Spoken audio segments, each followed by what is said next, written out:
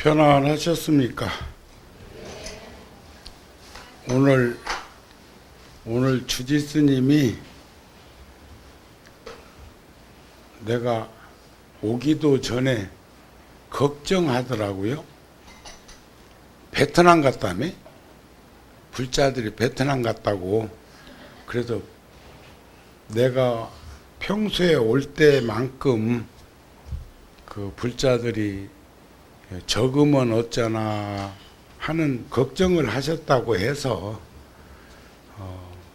단합대회 갔는데 여기 있으나 거기 가나 신심을 키워가지고 오면 됐지 괜찮다고 그랬는데 합창단은 안 갔던가 봐. 합창단은 격조가 달라서 또 자기들끼리 가려고 거기는 안 낀 거죠? 대답하네. 오늘 노래가 음성공양이 좋았습니다. 그 반야심경에 우리 늘 할 때마다 느끼는 건데 보면 색이 공과 다르지 않고 공이 색과 다르지 아니하며 색이 곧 공이요 공이 즉 색이라는 말은 다른 뜻이 아니고 색이라고 하는 것은 현상인데 있는 현상, 우리가 이 안입이 설신으로 색성향 미촉법을 이렇게 보고 듣고 느끼는 것이 현상이에요. 물질이라고 하는 현상과 공이라고 하는 그대로가 둘이 아니다 그런 말이거든요. 그러니까 신심을 가지고 발심을 해서 남방불교를 좀 느끼려고 간 그 불자들이 거기에 가 있어도 불종자를 키우기 위해서 간 거니까 여기에 있는 거나 다름이 없지 않겠는가 그런 말씀입니다. 그러시죠? 네. 또 반야심경에서 보면 끝에 아제아제 바라아제 바라승아제 모제 사바도 가자 어서 가자 열반은 덕 어서 가자 우리는 그렇게 번역하기도 하고 가세 어서 가세 열반은 덕 어서 가세 이렇게 번역하기도 하고 티베트 불교에서는 가라 어서 가라 열반은 덕 어서 가라 이렇게 권하기도 합니다. 저는 어저께 조계사 법문을 한 3개월간 시간 조정이 잘 안 돼가지고 못하다가 어저께 결제 겸 또 보름 무량법회 겸 해서 어제 조계사 법문을 했습니다. 그리고 오늘은 이제 보명사 왔고 내일은 또 제가 부산까지 출장 가서 종정 스님께 이제 신고식 하러 또 갔다 와야 합니다. 그리고 또 결제를 하나 받을 게 있어가지고 우리가 일상적으로 살면서 보면은 정토와 예토라는 것을 말을 많이 하죠. 정토 세계는 극락정토를 맑고 깨끗한 세상을 말하고 예토라고 하는 것은 오타각세를 말을 합니다. 그런데 그 내용을 아미타경에서 이렇게 정리해 놓은 것을 한 번쯤 여러분들한테 전해드려야 되겠다는 마음을 가지고 있었는데 정토에 대한 것은 팔만대장경 가운데 해인사에 가면은 국보 32호 팔만대장경이 판각 판재로 81,258장의 양면으로 새겨졌다고 그러는데 부처님께서 45년 동안 설하신 법이 거기에 다 수록되어 있는 것만은 아니야. 우리나라로 전해오지 못한 경전도 많습니다. 예를 든다면 능엄경 같은 경전은 1500년 전에 전혀 우리나라도 중국도 그 경전을 접할 수가 없었어요. 연유는 뭐냐? 수능엄경은 너무 과학적인 논리성을 가지고 있어서 그 시대에 도저히 우리들의 정서나 지식으로는 그것을 이해하거나 알아들을 수가 없었어요. 중국에서 마치 목화시 반출 안 시킨 것처럼. 그러니까 천태지휘선사 같은 경우도 능엄경이라는 경전을 한번 친견할 수 있기를 바라는 마음으로 천일 기도를 했다는 거예요. 그랬는데도 결국은 법화경 같은 경전은 대가였지만 능엄경을 만나지 못한 것을 한탄했다는 거죠. 우리가 그런 말 안 있습니까? 불전 불후에 대한 부처님 전에 태어나거나 부처님 이후에 태어나는 것은 복이 없어서, 선근과 작복 복이 없어서 그렇다는 말들도 하는 것을 견주어 보면, 정토 삼부경은 아미타경, 무량수경, 관무량수경을 말해. 해인사에는 고려대장경이 경전으로 묶은 게 6,791권으로 이루어져 있습니다. 굉장한 거죠. 그런데 그 가르침 말고도 수없는 부처님의 말씀이 있어. 예를 든다면 아란존자가 부처님의 사촌동생이고 10대 제자 가운데 다문제일이에요. 다문제일. 많이 부처님의 법을 들었는데 하루는 부처님께서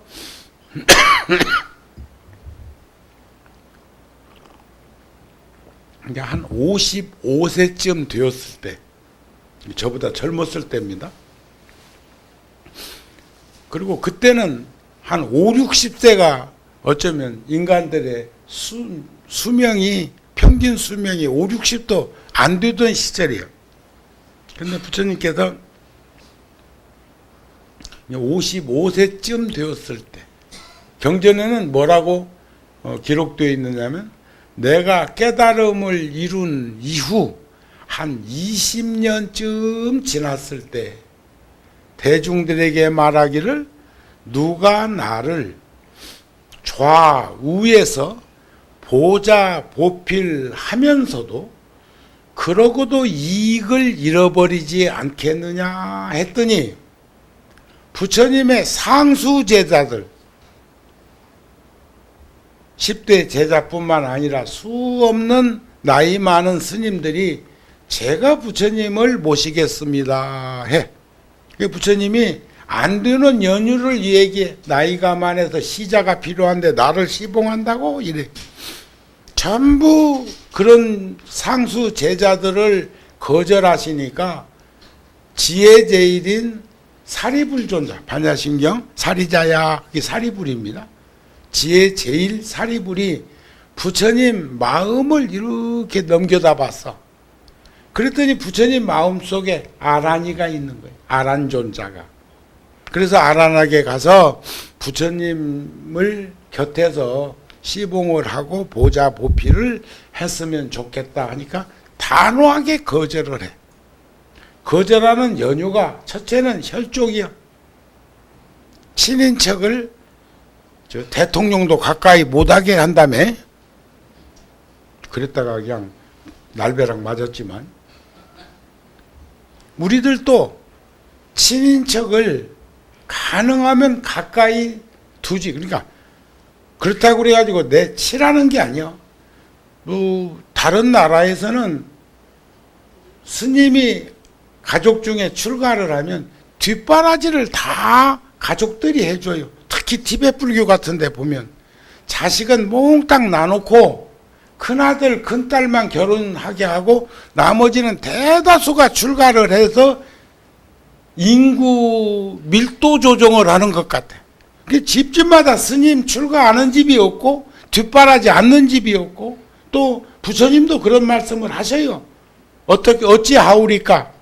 그러니까 불자들이, 신도들이, 제가자들이 스님들한테 공양하고 보시하고 시주하는 것은 적절한 때를 골라서 받아라. 아무 때나 시도 때도 왔다 해서 뭐 그러라는 게 아니고, 그러나 가족들이 시주하고 보시하고 공양하는 것은 언제든지 받아도 된다 하는 거 보면 부처님 시절부터 그렇게 뒷바라지를 했는데, 뒷바라지를 해주는 입장이 하고 아니고 삼보정제를 가져가는 입장이 되면 안 된다. 그런 거 걱정하잖아요. 회사 돈 빼다가 식구들 주면 안 되잖아요. 회사는 회사인데 봉급에서 자기가 쓸 수 있고 자기 거라고 생각되는 것을 나누고 배분하고 주변을 살피는 것은 몰라도 그러시죠? 그러시죠? 그런데 아란이가 몇 가지로 안 되는 연유를 얘기하는데, 두 번째는 그동안 내가 출가하기 전에 법문하셨던 거 나한테 다시 해줄 수 있는가? 세 번째는 어느 집에서 맛있는 것 음식 해놓고 부처님을 청했을 때 나보고 가자 해서 데리고 가지 않을 것인가? 부처님께 저도 요즘 특히 통도사 주지소임을 보는 동안에 두 집 살림하다 보니까 옷이 늘어났어, 옷이. 그 다음에 그래서 금년, 작년 소임자들한테 아마 보면서 주지스님도 여름에 내 옷 한 벌 가져왔을걸? 아무리 생각해봐도 내가 앞으로 천년만년 사는 것도 아니고, 그렇다고 내가 박물관 지을 사람도 아니고 유물관에다가 전시할 사람도 아니고, 지금 있는 옷이나 장삼이나 가사가 아마 한 100년은 안 입을까? 요즘은 잘 떨어지지도 않아. 옛날에는 양발 한두 구리 갖고 신을 때는 뒤꿈치가 잘도 떨어지고 앞꿈치가 잘도 떨어지더라면, 요즘 양발 떨어져서 못 신는 일이 또 없네? 어디 뭐 걸어다니는 일도 잘 없고, 이제 그래서 그런지는 모르겠지만, 그러니까 그것도 주지 말라는 거예요. 나는 내 식으로 살겠다 그 말 아니요. 그러니까 아란이라고 하는 여시하면 경전에 했던 그런 할만한 스님이에요.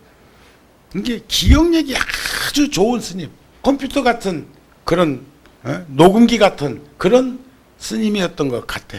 그 중에 하나가 뭐냐면, 시도 때도 없이 아무 때나 부처님 처소에 출입할 수 있는 것까지도 요구해. 부처님이 다 들어줬어. 다 들어줬고, 열반하시기 직전에 8가지로 아란존자를 부처님께서 칭찬을 해. 지금 부처님이 돌아가시기 직전에 누워 계시는데, 아란이는 부처님이 돌아가실 걸 알고 밖에서 통곡하고 있어. 통곡. 저도 49살에 세상을 마친 우리 은사 스님 때는 억장이 무너져서, 그때 내가 27살인가 그랬는데, 27? 내년에 40주년이 27. 억장이 무너져가지고 제가 그 나이밖에 안 된데 제일 위에요. 스님 제자 가운데. 눈물 한 방울 안 나왔는데, 월안 오스님 14년 전에 열반하셨을 때는 하염없이 다비장에서 눈물을 흘렸어. 그러듯이 이제 아란존자가 이제 그러니까 제자들한테 아란이를 칭찬합니다. 칭찬 8가지로 칭찬을 하는데, 그 중에 하나가 때 아닌 때 내 처소에 출입하지 않았느니라. 집 식구들끼리도 이물 없으니까 아무 때나 들랑달랑하고 뭔가는 몰라도 애들이 부모님 방, 또 할머니 할아버지 방, 주 방 반드시 한 집에 살아도 그 아이 공간에서는 그 아이 공간의 자유를 줘야 돼. 이러고 들어가야 되는데, 그냥 요는 뭐나 싶하고 컴퓨터나 뭐나 싶하고 휙 문 열고, 이런 일은 없어야 된단 말이야. 일반 집에서도. 그러시죠? 네? 이물 없다고 막 문도, 나는 그래서 아예 구룡사에서 그런 꼴 안 당하려고 남자가 오든 여자가 오든 창문 열어놓고 방문 열어놓고 있어.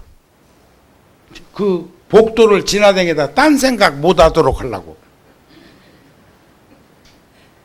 잘했지.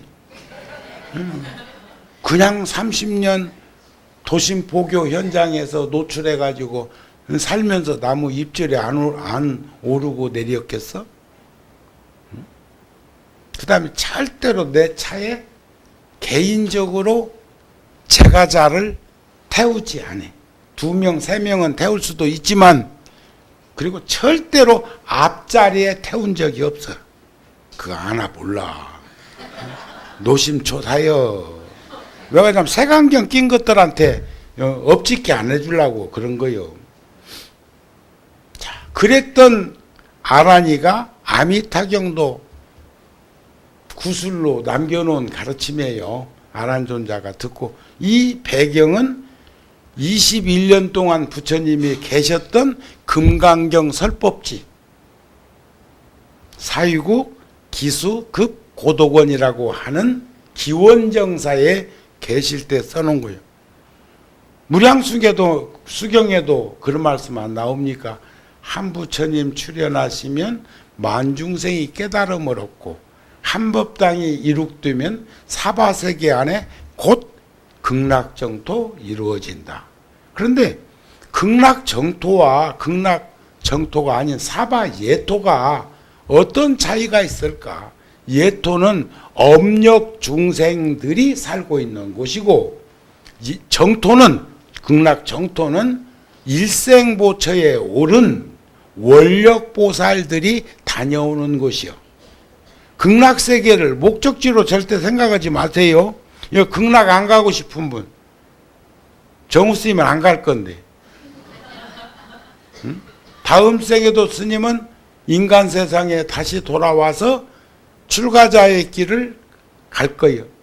근데 이제 금생에는 대한민국에 왔지만 다음 생에는 내 마음의 고향처럼 느껴지는 티베트 오지에 가가지고 척박한 땅이지만 그곳에서 최소한의 양식으로 최대한의 삶을 살려고 한 걸음씩 한 걸음씩 나아가고 싶은 그런 염원을 제가 갖고 있습니다. 그런데 아미타경에서 말씀하고자 하는 1250 제자들과 더불어 부처님이 기원정사에 계실 때 많은 제자와 보살들이 함께 하셨습니다. 근데 거기에 제자들을 보면 목련존자도 마하목련, 가섭존자도 마하가섭, 가전년존자도 마하가전년, 구치라존자도 마하구치라. 이건 뭐냐면 동명이인. 제가 조계종 사이트에 들어가갖고 정우 스님을, 그건 이제 총무원 사이트에 들어가서 쳐본 거예요. 그 부장실 컴퓨터는 들어가서 볼 수 있는 권한이 있어. 해보니까 다 정우 스님 많더라. 응? 응? 정우 스님이 많아. 근데 지금 현재 현존하고 있는 정우 스님 중에는 내가 제일 먼저 떠오를걸? 안 그럴까? 나 말고도 정우 스님이 많더라고요. 뭘 못 알아듣네. 그런데 내 또래 중에도 정우 스님이 해인사에서 같이 살았던 스님이 있는데 며칠 전에 총동문회 때 만났어. 나이도 비슷하고 대구에 사는데, 그래가지고 그 스님이 나를 보고 아이고 정우 스님 하고 정우가 정우를 불렀어. 그러니까 나는 그 스님한테 뭐라고 한 줄 알아? 그 스님 성이 안 씌어. 어이구 안중우 오래간만이다. 어? 그러면 성이 안 씌니까 너는 성이 아니고 정우 아니다 그 말이요. 뭐요? 그런데도 우리는 서로 이심저심으로 반가워했다는 거죠. 여기서도 이 부처님 제자들도 많은 크다 소리요. 마하바냐 바라밀. 그럼 우리말로 번역을 하면 큰 정우, 작은 정우. 이해가 되세요? 이름이 동명하면은 마마마 들어있는 거. 목련존자도 수없이 목련이가 있었지만 마하목련은 10대 제자 중에 그분이다. 이런 말 아니겠어. 신통제일.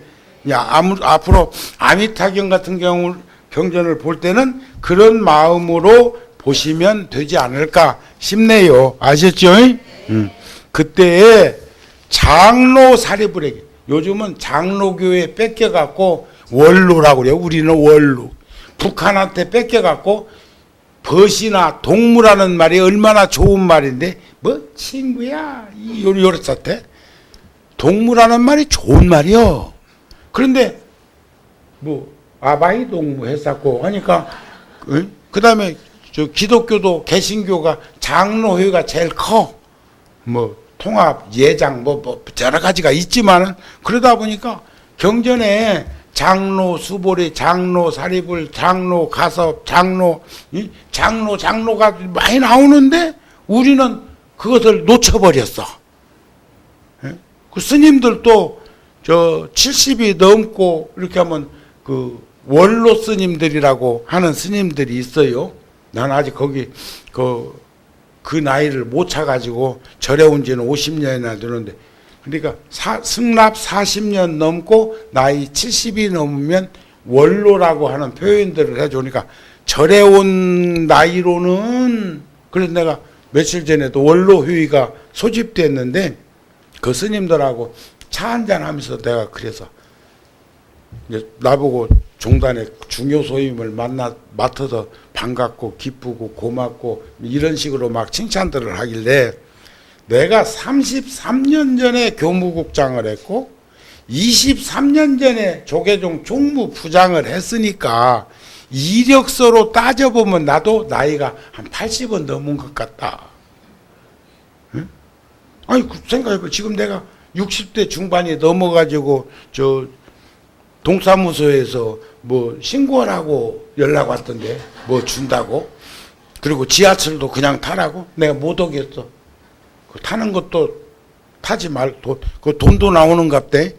돈 얼마씩 나온대요. 그것도 하지 말고 또 그 다음에 지하철도 돈 주고 탈 수 있는 형편이 되는 이들이여 돈 주고 타. 그 돈이요. 자식들이 세금 내고 국민들이 세금 낸 걸 이 부자로 살면서 벤츠 타고 다니면서 이 그 돈 받아서 되겠어? 지하철 공짜로 킥 하고 찍고 타고 다니면서 쓰겠어? 정우 스님은요 언제부터인가 김포공항에 내리거나 인천공항에 만일에 내렸다면 정우 스님은 스스럼 없이 모범택시 타고 구룡사까지 갑니다. 삼보정제 시주해놨더니 지랄하고 있네. 그렇게 생각할까? 모범택시 기사들이 인천공항이나 김포공항이나 김해공항에서 보통 적게는 서너 시간, 대여섯 시간 대기했다가 자기 차례 돌아오면 손님을 싣고 간다는 거예요. 길거리에 택시 서 있는 것 한번 보세요. 되나깨나 다 자가용 몰고 다니고 그래가지고 사람 죽을 일이요. 길 막히고. 그런데 김포공항에서 모범택시 딱 탄 놈이 화곡동 갑시다 이런다네. 그러면 벌 받을 거요. 난 그렇게 생각해.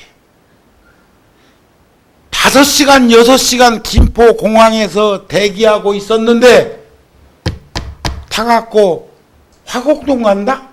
그래 놓고는 한마디 만일에 하게 되면 싸움 나는데 귀달린 건 네 탓이고 네 처지고 나는 내 돈 갖고 내가 타는 거야. 이런 몰상식한 것들이 우리들 주변에 있는 걸 풀어가야 됩니다. 그렇게 택시 타면 안 돼. 그건 또 잘 보면 단거리 가는 택시가 있어. 그건 또 회전율이 빠른데, 그런데 그 회전율 빠른 데 가가지고 또 먼 데 타는 놈도 그 문제가 있어.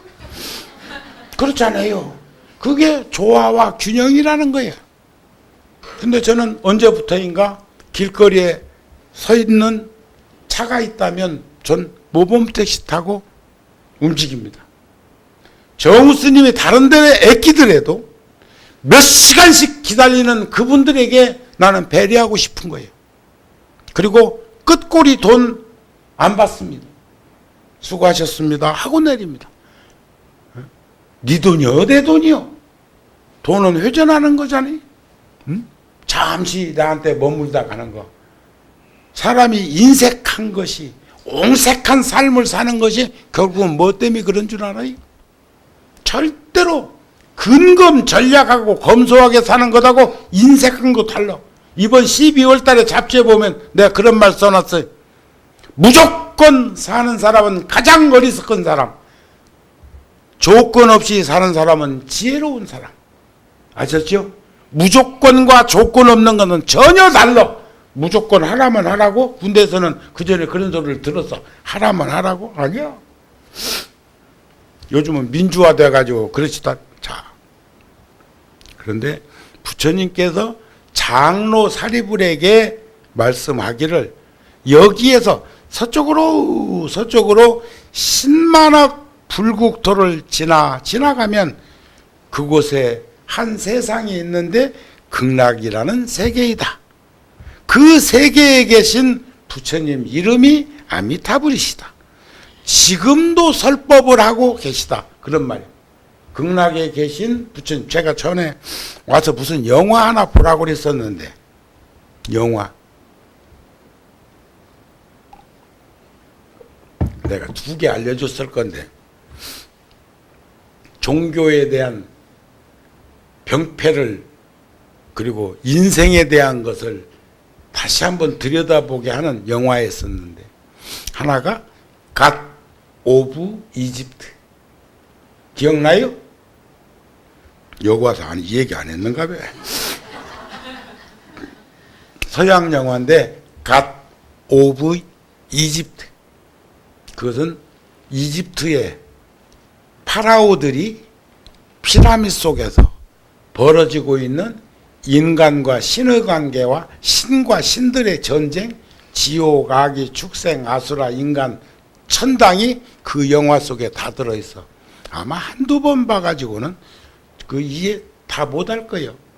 그런데 그 영화가 서양 영화인데 어쩌면 그렇게 불교에서 말하는 육도를 표현했을까? 꼭 한번 다운받아서 보세요. 영화 체전에 천에서는 어쩌다 한 번씩 나오던디. 응? 한번 보세요. 보고 이해 안 되는 부분이 있으면 나한테 물으세요. 내가 다시. 그다음 또 하나는 별에서 온 얼간이. 이건 인도 영화입니다. 새 얼간이의 주인공이 거기서도 나오는데, 그것은 어린아이가 천재인데 부모나 주변이나 학교에서 바보 취급을 하는데 그 아이의 병명은 난독증이에요. 우리들 주변에 난독증, 그러니까 글을 합성이 안 되는 거예요. 지 맘대로 떠돌아다니고, 그것을 숙련을 통해 가지고 노력을 해야 그 다시 끌어올 수 있는데, 그것을 한 선생이, 그 영화 아니구나. 그런 영화도 있어, 인도 영화. 그런가 하면 지금 내가 별에서 온 얼간이라는 영화는 빨가벗고 UFO 타고 인간 세상에 왔다가 우리로 말하면 휴대폰을 잃어버렸어. 휴대폰을. 과학이 아주 발달된 나라인데, 그리고 지구의 언어를 몰라. 그랬는데 훗날에 그 영화 속에서는 그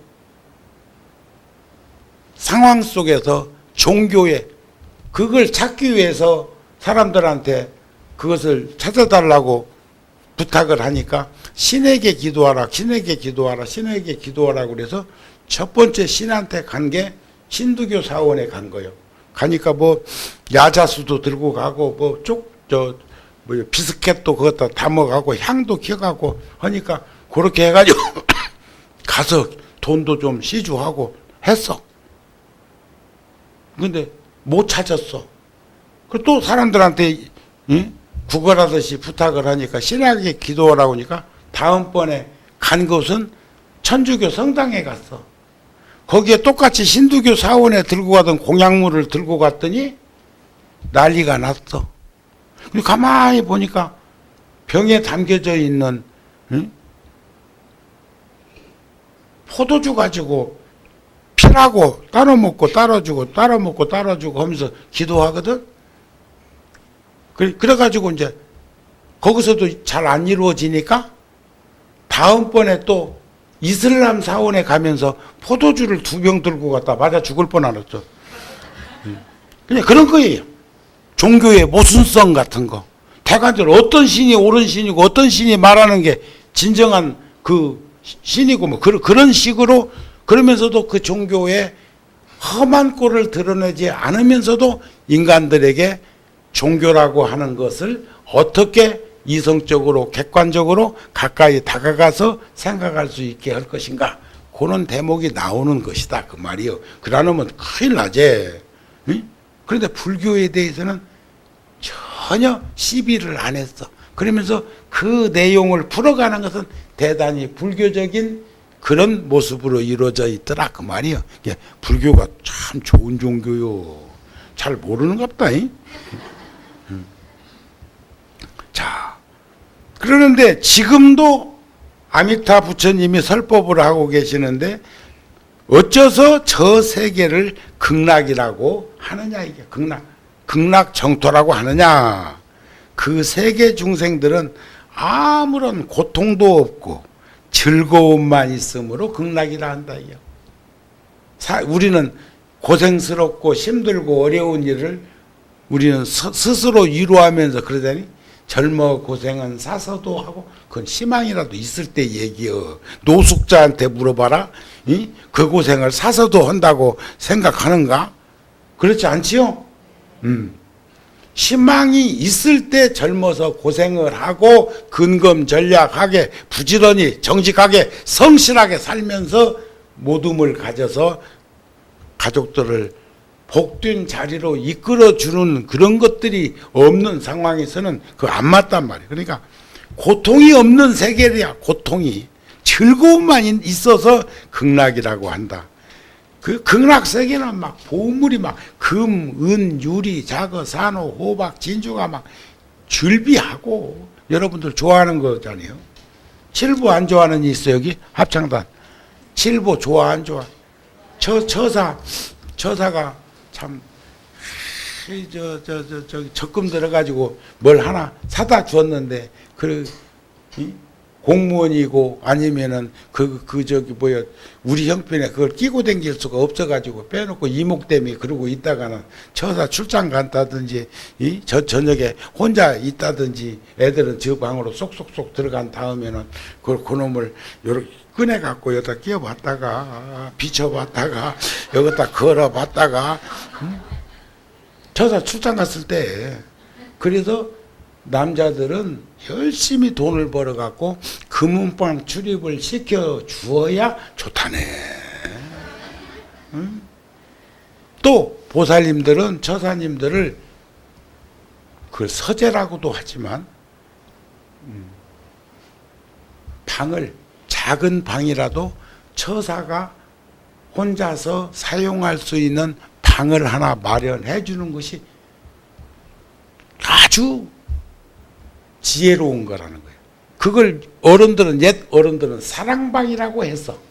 요즘은 집을 여기 이채 안채 바깥채 없으니까 골방을 하나 옷 잔뜩 거기다 싸놓지 말고 골방을 하나 처사한테 깨끗이 치워가지고 사색할 수 있고 사유할 수 있고 명상할 수 있고 또 들여다볼 수 있는 그런 공간을 만들어 주시는 게 참 좋다. 이게 이상적이다. 그렇게 이 얘기들을 하는데 어쩐가 몰라. 요것만 좋아할 게 아니고. 응? 아셨죠? 그리고 아까 연꽃 피던데 극락은 말이에요. 칠보로 된 연못이 있어. 팔공독수가 가득 차 있어. 못바닥에는 금은 모래가 깔리고 그 둘레에는 요즘도 뭐 어떤 데서는 사금캐로 댕기더만 길이 있는데 칠보로 그득하고 그 위에 누각이 있는데 또 칠보로 장엄되어 있고 그 연못 가운데는 수레바퀴만한 연꽃이 피어서 푸른 빛깔에는 푸른 광채, 누른 빛깔에는 누른 광채, 붉은 빛깔에는 붉은 광채, 흰 빛깔에는 흰 광채가 나는데 참으로 미묘하고 향기롭고 깨끗하다. 연꽃차는 아까도 연꽃차 주던데 연꽃차는 100년차만 연꽃차를 할 수 있습니다. 붉은 꽃이나 이런 연꽃이 화려한 건 꽃으로 유혹하기 때문에 향이 없어. 색깔로 유혹하기 때문에 상이 없어. 그렇다 해서 뭐 연꽃이 연꽃 아닌 것은 아니지만 차로 마실 때는 100년차가 최고예요. 100년차가. 향은 100년차만 있어. 아셨습니까? 참 식물도 그렇게 진화하고 식물도 그렇게 인간은 그걸 찾아서 먹고는 있지만 자 극락세계는 이러한 공덕장엄 복덕과 지혜가 가득 장엄되어 있다 이런 말이. 그러면서 또 막 천상음악이 연주되고 막 아미타게 한 번도 안 읽어봤어. 저 앞에 책들이 있네. 응? 자, 저 국토에는 가지가지로 미묘한 여러 색깔, 빛깔을 가진 새들이 있어. 새들이. 거기에는 막 백학, 공작, 앵무, 사리, 가릉빈가 그런 공명의 새. 공명이라는 것은 내공이 있는 이 소리가 목에서 나오는 소리가 아니고 배에서 울림으로 나오는 소리를 공명이라고 그래. 아까 합창단 잘하대. 저 어디 연주회 나가도 되겠던데 오늘 또 불자들이 베트남 성지순례 가는데 안 빠져나가고 우리는 여기 있다 싶어갖고 뭐 그랬나. 오늘 노래가 유난히 좋더라고요. 응? 곡도 잘 선정했고 응? 주심 그랬어.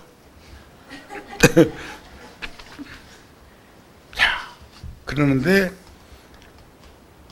그 나라 중생들이 이런 새들의 소리를 듣고도 다 부처님을 생각해. 또 부처님의 가르침을 생각해. 스님네를 생각하더라는 거예요. 우리는 일상적으로 세상 살다 보면 전혀 다른 어떤 무엇을 보는데 엉뚱한 생각을 하는 일들이 있어. 그게 이제 어려움을 겪었던 일들은 더더욱이나 그런데 우리들은 새소리만 들어도 물소리만 들어도 자 어저께 조계사 가보니까요. 조계사는 언제 가봐도 시끄러워. 막 사람들도 많이 댕기고 막 외국인들도 많이 오는데 기도하는 사람들 보면요 전혀 거기에 개의치 않아요. 이 법당에서 목탁 소리 나고 저 법당에서 목탁 소리 나고 이 법당에서 마이크 소리 나고 저 법당에서 마이크 소리 나도 거기 전혀 흔들리면서 야 경계 수승화돼. 응? 우리가 미아리 고개나 봉천동 고개 그 오래된 자동차 득득거리면서 매연 풍기면서 올라가는 그것을 자연의 섭리로 보는 이는 없잖아요. 그건 공예로 봐, 공예로. 그러나 아무리 큰 폭포수도, 응? 제가 우리 캐나다 토론토에 포교당이 있어가지고 1년에 거기도 한두 번씩 법문해주러 이제 뉴욕이 가깝고 해가지고 이렇게 하는데 거기 나이아가라 폭포 가보니까 이름도 참 좋대. 나이아가라. 응? 응. 거기 한번 가면 나이가 이렇게 머리 가는 모양이라 이름 참 재밌게 지어놨대. 응. 자, 그런데 거기에서 부처님을 생각하고 법문을 생각하고 스님네를 생각할 수 있다는 게 여기에. 근데 내가 거기서 생각한 게 또 뭔 줄 알아? 오줌 잘 못 사는 사람들 있잖아요. 오줌 그 뭐 약 먹기도 하고 병원에 댕기기도 하는데 폭포 밑에 가가지고 있으면 오줌 잘 나오겠더라. 뇌에 그 물소리가 입력이 되면 그래서 나는 병원 가지 말고 거기 가가지고 있으면 치료가 되겠다는 생각이 들던데 어떤가 몰라. 내가 그만 엉뚱한 생각 있잖아, 그죠? 희한한 거요. 왜 물소리를 듣는데 오줌 못 사는 사람들 쩔쩔매고 뭐 하는 사람들 그 폭포 같은 거 소리 들으면은 그 병이 나을 것 같다는 생각을 할까 이런 거예요. 그러니까 여기서도 그 나라 중생들이 이 소리를 듣고는 다 부처님을 생각하고 부처님의 법문을 생각하고 스님네를 생각한다. 사리불이요? 이러한 새들이 정말 죄업으로 축생이 되었다고 생긴 것이라고 말하지 말라. 부처님도 사슴으로도 산 적도 있고 막 그러는데 이런 거요. 그러니까 축생은 다 어리석다고 생각을 하고 업이 많아서 짐승이 됐다고 생각을 하는데 아미타경에서는 사리불이여 이러한 새들이 정말 죄업으로 생긴 것이라고 말하지 말라. 왜냐하면 저 부처님 세계는 지옥, 악이, 축생, 사막도가 없다. 사리불이여 부처님 나라에는 악도라는 이름이 없는데 어찌 그런 새들이며 그런 짐승이며 그런 것들이 있겠느냐. 이 새들은 모두 아미타 부처님께서 법문을 펴기 위해서 화연으로 1100억 화신이니까 아니 나투는 몸이 없으신 거 아닌가요? 그러시죠? 응? 그 다음에 또 우리가 보면 36만억 11만 9,500 동명동호 아미타 부처님이라고 그래. 자, 여러분들 일원상 원은 몇 도? 각이 몇 도요? 원. 응? 몇 도? 그건 소수점 빼고 그런 거예요. 부처님 경전에는 원을 아미타 부처님이 중생을 향해서 벌리고 중생들과 함께 더불어 하는데 어떤 몸을 가지고 있느냐? 360만 억 21만 9,500도로 중생들과 함께 하는 거예요. 우리는 여기 보면 여기만 보이고 여기 보면 여기만 보이고 그런 거 아니요. 응? 또 서가모니 부처님은 1100억 화신 서가모니 부려 인간 세상에 있는 지구상에 있는 사바 중생들이 인간만 한 70억 된다고 합시다. 거기에 모든 미생물까지 해가지고 전부 합쳐도 1100억 될까? 자, 나는 그 부처님의 이런 광장설에 감복하는 거예요. 여러분들도 그런 광대무변한 마음을 가지고 좀 들여다봤으면 좋겠습니다. 아셨죠? 거기서 우리가 360만 억 하고 21만 9,500을 소수점으로 제하고 일원상을 360도라 한다 이런 말이요. 응? 우리가 1년을 윤달 빼고 1년을 지구가 태양계를 한번 돌아서 오는 시간을 365일 5시간 46분 48초가 주기적으로 돌아서 24절기를 이루고 12달을 이루는데 우리는 밑에 건 떼어버리고 365일 하다가 4년에 한 번씩 윤달을 집어넣어갖고 366일이 돼요. 근데 12분 13초가 뭐지? 그거 모질한 것도 또 계산하는 법이 있다? 너무 배운 게 많아가지고 다 잃어버렸지. 용량이 적은 거요. 너무 아는 게 많은 거요. 배운 게 많아가지고 넘친 거요. 계산법 있어. 그게 4로 나눠가지고 되는 해는 전부 윤달이 들어있는데 예를 든다면 1200년은 2000년은 들어있는데 2100년은 안 들어있어. 왜냐하면 400으로 나눠서 안 나눠지는 것은 이게 공이 둘이면 400으로 나눠야 되고 그렇지 않으면 4로 나누면 돼. 4년에 한 번씩 윤달이 드니까 13분 12초 모지라는 것을 또 털어내는 공법이 있다니까. 내가 지금 왜 여기까지 왔지? 자, 그래서 극락국 정토에는 가벼운 바람이 불면 막 보배나무와 보배 금은에서 미묘한 소리가 나는 거지. 그냥 행복하면은요, 기분이 좋으면요. 지금 오늘 100년에 한 번 나오기 어렵다는 그 스님이 계시거든요. 이건 이어령 교수가 했던 그건데 시가 20대 초에 문학사상으로 데뷔할 때 그 스님 시를 이어령 교수가 100년에 한 번 만나기 어려운 시인이요 하고 예찬했던 분이 한동안 글을 못 썼어. 근데 요즘 지금 구룡사 와서 지금 나랑 며칠 있는데 제가 그 스님 저 시 하나 오늘 나한테 보내준 시 하나 읽어드릴게요. 눈길을 걸어보았다. 눈은 길을 걸어봤다 그 말이에요. 눈길을 걸어보았다. 수많은 머리카락, 날카로운 이빨들, 넘쳐나는 피들 다 빠져나간 백혈의 몸으로 무리를 걷듯 천천히 걸어보았다. 산과 들에는 아무도 없었다. 지난 봄과 여름의 아카시아 질긴 칡넝쿨들 다 사라졌다. 덜어 버려진 무동가리, 참외 농장에 찢어진 비닐들만 나 뒹굴고 있었다.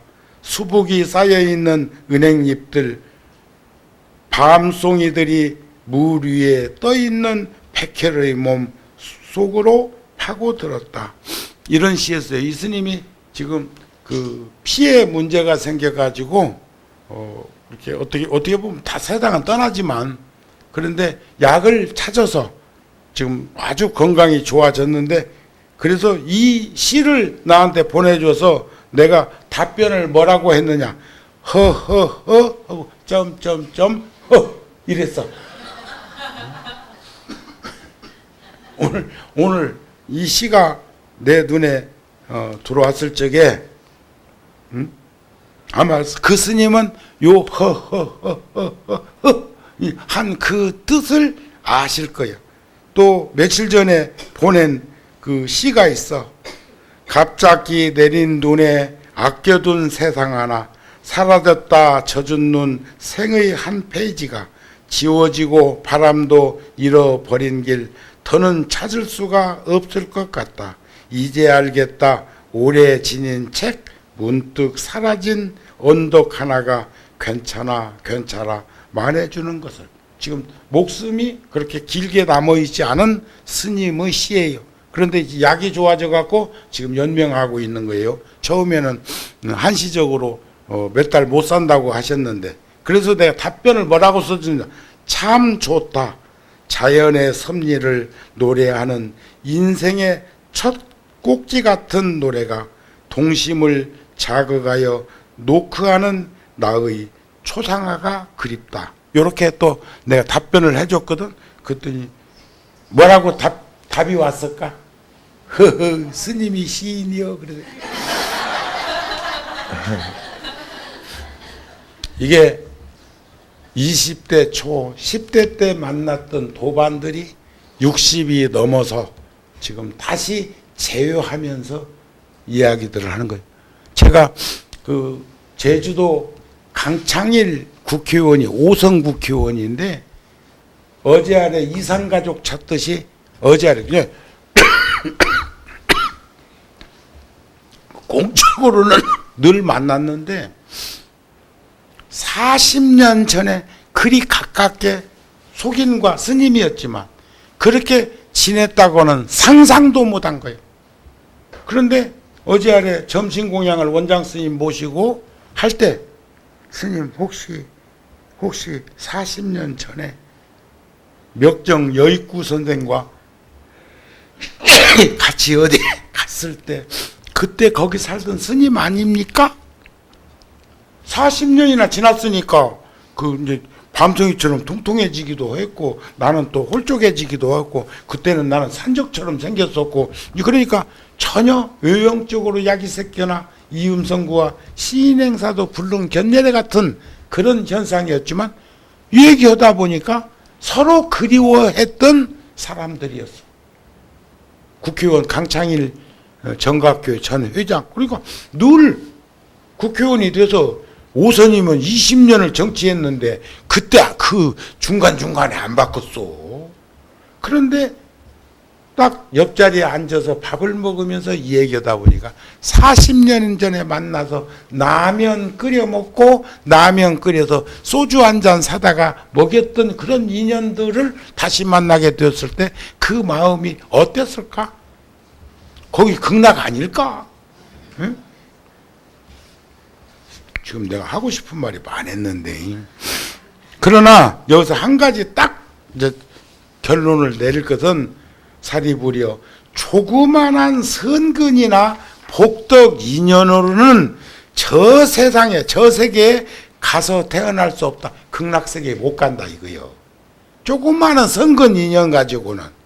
그러나 불자들이요 아미타불 명호를 듣고 하루, 이틀, 사흘, 나흘, 닷새, 엿새, 일에 일심불란하게 아미타불을 찾으면 한결같은 마음으로 마음이 산란치 아니하면 그 목숨이 마치려 할 때 아미타 부처님이 거룩한 대중들하고 같이 와갖고 여러분들 가운데서 가족 가운데서 부처님 그 제가자로서 열심히 기도하고 살았는데 돌아가신다고 연락 보명사로 오면 주지스님이 갈까 안 갈까?